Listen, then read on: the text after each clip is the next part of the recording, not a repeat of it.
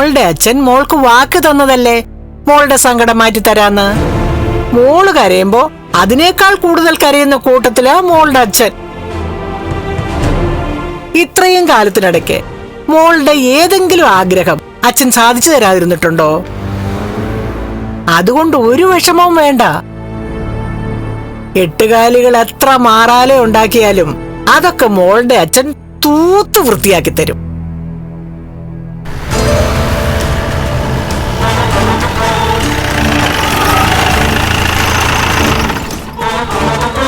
ആ സത്യം, ദേ പറഞ്ഞു നാവെടുത്തില്ല, അതിനു മുമ്പ് അവനെത്തി.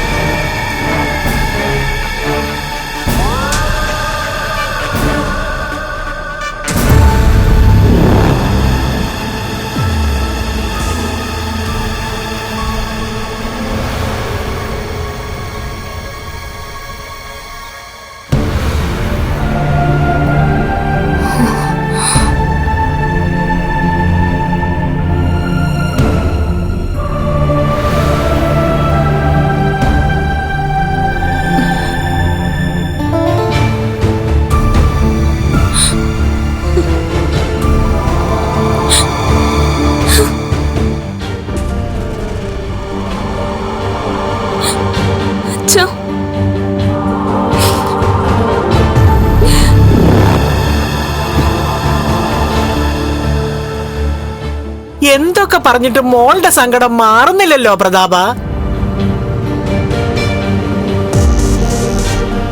മോളെ, അച്ഛൻ പലർക്കും വാക്ക് കൊടുത്തിട്ടുണ്ട്, അച്ഛനത് തെറ്റിച്ചിട്ടുണ്ട്. എന്നാ മോക്ക് ഇതുവരെ തന്നിട്ടുള്ള വാക്ക് അച്ഛന് മാറ്റി പറയേണ്ടി വന്നിട്ടില്ല. 12ാമത്തെ വയസ്സ് മുതൽ ഒരുത്തന്റെ കാലുകൾ തളർന്നുപോയതാ. അന്ന് മുതൽ പാതി ഉടലുമായിട്ട് ഒരുത്തൻ ജീവിക്കുക.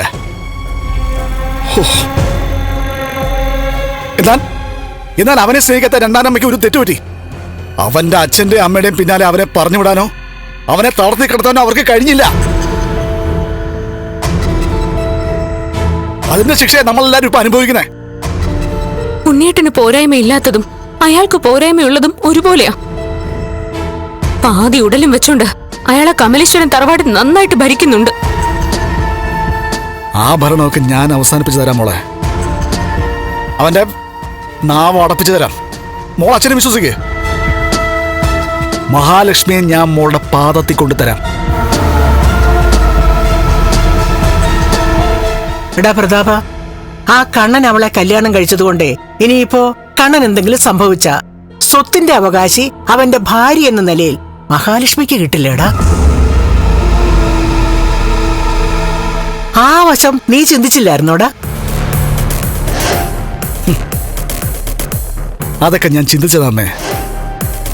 ആദ്യം തല എങ്ങ് വെട്ടിക്കളയാം, പിന്നെ പാല് മുറിക്കാൻ വലിയ പാടൊന്നുമില്ല. മോളെ, ഇനി മോള് കമലേശ്വരൻ തറവാട്ടിലേക്ക് പോകുന്നത് മഹാലക്ഷ്മി മാറത്തടിച്ച് കരയുന്ന കാഴ്ച കണ്ടുണ്ടാവും. പിന്നീട് ഒരിക്കലും അവളുടെ മുഖത്ത് ചിരി ഉണ്ടാവാൻ പാടില്ല, നേരിയ പുഞ്ചിരി പോലും. അത് ഞാൻ തീരുമാനിച്ചുറപ്പിച്ചു കഴിഞ്ഞു.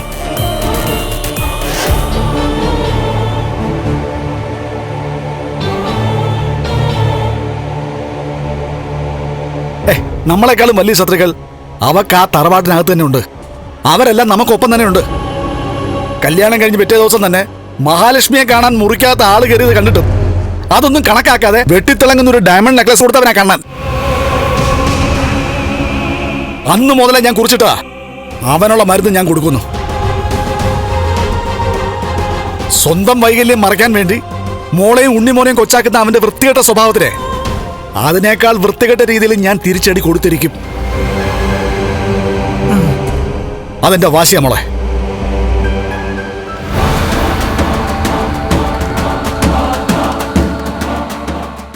ഫ്ലവേഴ്സ് സ്മാർട്ട് ഷോ ശനി ഞായർ ദിവസങ്ങളിൽ രാത്രി 9:30 ഫ്ലവേഴ്സിൽ.